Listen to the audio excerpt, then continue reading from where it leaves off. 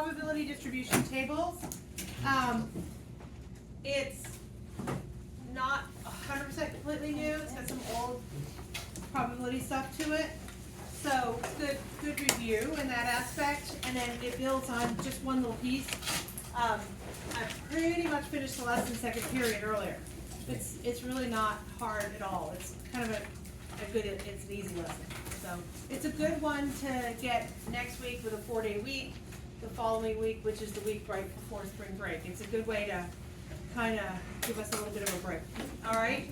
So probability distribution tables. I'm going to give us a scenario. Let X be the number of tails we get when we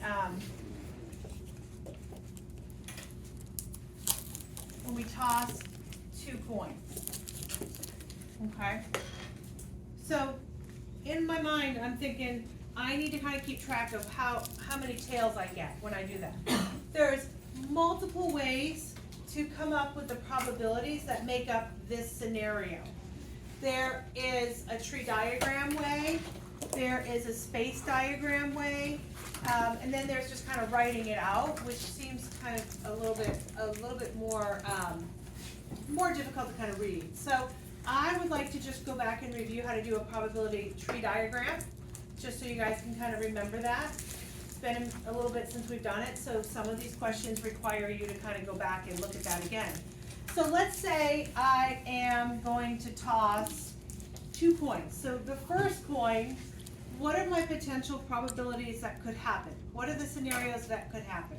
15. I could get a tails or a heads. So I could get tails or heads. What is the probability that I get tails when I toss the coin? It's 50%, right? So I'll say a half. I'll use a fraction. What is the probability that I get tails when I toss that coin? I meant heads, sorry. Another half. Okay, are we cool so far? That's 1 coin. Toss a coin, heads, tails. I'm going to toss a second coin. Okay, so let's talk. What are the probabilities, what are the things that could happen when I toss the second coin? Once again, I could get tails or heads, right? Yep. Tails or heads. What is the probability when tossing the second coin that I get tails? Again, a half. And then likewise, what is the probability when tossing that second coin I get heads? Also a half. Okay, let's go down to the second scenario. Okay, again, let's refer to what the scenarios mean. I toss first coin, get a tail. Toss second coin, I could get tails or heads, right? Toss first coin, I got heads. The second time I toss the coin, what could happen here? I could also get the tails or heads, again, with a 50-50 chance, right? So now, let's review how do we go about figuring out all the scenarios. What is the probability that when tossing the first coin, then tossing the second coin, I got tails, tails? Does anybody remember this and what we do to find the actual probability? Don't you multiply 1/2 times 1/2? Yes, you multiply. You say, I got tails and tails. So it's the fact that I got tails and tails is a 1/2 times 1/2, which is a 1/4 probability. Okay? What is the probability that I got tails first, then heads? Tails first, then heads. Again, so tails and heads, a 1/2, 1/2, which turns out to be my 1/4. What is the probability that I got heads first, then tails? Again, 1/4. And last but not least, what's the probability that when tossing the 2 coins that I got both heads? So heads is a half times a half, which is a 4. Okay, everybody clear? Kind of bring back fond memories of a tree diagram? Yeah, I figured that. Now, we are going to do something called a probability distribution table. So, every probability distribution table has a title. This particular title is Let X be the number of tails we get when we toss a coin. So X, all right, and then this next thing looks a little wonky, but it's the probability of X when X is, and I put a little x there. And so whatever scenario we're talking about is the probability of X, probability of the big letter when we have the X is the little letter, or if it's a V, it's the little v. Okay, and I'll show you a bunch of different scenarios. What is the possible things in relationship to tails that happened? Okay, so let's talk about when I tossed the 2 coins. In this scenario, what did I get? I got 2 tails, right? In this scenario, I got, how many tails? 1. Here I got 1, and here I got 0. So potentially, I could have gotten 0 tails, 1 tail, or 2 tails. Does that make sense? So my X values are 0 tails, 1 tail, or 2 tails. Those are the scenarios that came up in relationship to X being the number of tails that I get. No tails, 1 tail, or 2 tails. What is the probability that I got no tails? Which meant I got 2 heads, right? It was heads, which we decided is 1/4. What is the probability that when I toss the 2 coins, I got 1 tail? So let's talk about verbiage, okay? The opportunity for me to get the 1 tail was when I tossed a tail, then a head, or I tossed a head, then a tail. What does or mean? Right. So it's 1/4 probability or another 1/4. So adding those 2 up, what's the probability that I got 1 head? 1 half. I mean 1 tail. 1 half. Alrighty. And last but not least, what's the probability that when tossing the 2 coins, I end up with 2 tails? Again, 1/4.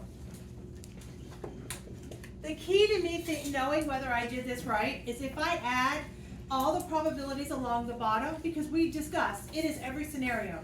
No tails, 1 tail, or 2 tails, right? If I add them up, what should that be as far as my probability is concerned? It should be 1 whole, because it's 100% of the scenarios that could happen. And is 1/4 plus 1/2 plus 1/4 equal to 1 whole? We are indeed correct. We've got a probability distribution table that's set up properly. Okay? So this whole lesson is based on creating a table of your probabilities, of the whole probability of the scenario. So far, are we okay? That was a good flashback. You had never seen this? This is a tree diagram. They're pretty cool. They're not bad. So it's a good start for you. Okay. So now what we're going to do is I'm going to give you another scenario. I'm going to give you 2 spinners.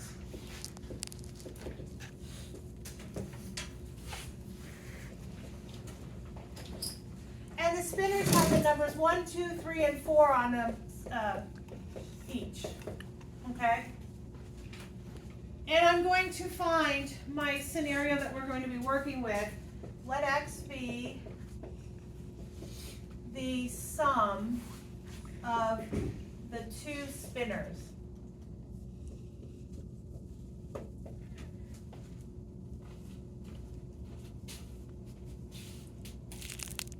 Of the 2 spinners. So instead of doing a tree diagram that builds 4 and then 4, 4, 4, 4, 4, 4, 4, 4, I think that sounds a little bit daunting. Okay, what we could do is another type of probability setup. It's called a space diagram. Does that ring a bell, the words that I just said? Maybe not. I'll show you, we'll kind of talk about it. I think you would remember it once you see it. So let's say this is, I'm going to call this top piece spinner 1, and I'm going to go on the side and call it spinner 2. Okay? And if I look at this, what are the potential things that I could spin when I spin spinner 1? I could get what? What values could I get? I get a 1, a 2, a 3, or a 4. So for spinner 1, I could get a 1, a 2, a 3, or a 4. And what are the probability? What are the opportunities that could happen when I spin spinner 2? also the same thing, a 1, a 2, a 3, and a 4. What does this particular experiment want me to look for? It wants me to look for the sum of the two spinners. So this stuff inside of here, when we start to create this space diagram, is going to be the resultant of the sum of the two spinners. So for example, I spin spinner 1, I get a 1. I spin spinner 2 and I get a 1. What is the sum of my two results? A 2, right? Because a 1 plus a 1 is a 2. So I'm going to have you fill in this whole diagram that gives you the chance to figure out what are the sums of each of the results of your spin.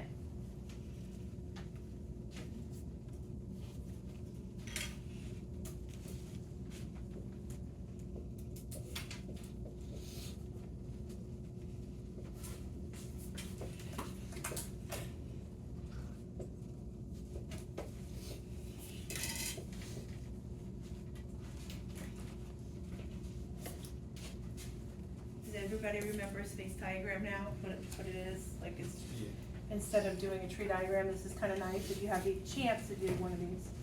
Okay, so we are going to create a probability distribution table that talks about the results of this particular thing where let x be the sum of.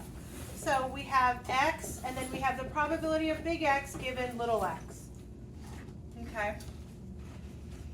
What are the outcomes of the sum of our spinners? So what's the smallest outcome that could happen?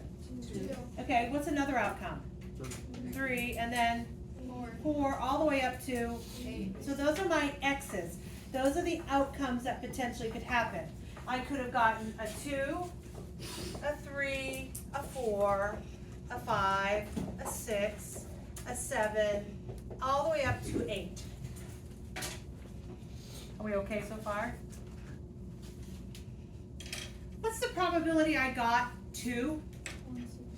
1 out of 16 boxes, right? Exactly right. It's 1 out of the 16 boxes. What's the probability I got 3? 2/16. I would leave it as 2/16. Don't reduce it to lowest terms because we're going to double check ourselves in the end by adding them if we have like denominators. Much easier. So 2 out of the 16. What's the probability of a 4? 3. 3 out of the 16, right? A 5. 4 out of 16. Back to 6. 3. 3 of them. Beautiful. 7. And last but not least, 1. When you add those up, do you get a whole, one whole? You do, right? You get 16 out of 16, which is exactly what you're wanting. So what do we think so far? Yes? No? We're good? Awesome. Okay. Good deal. Good deal. Good deal.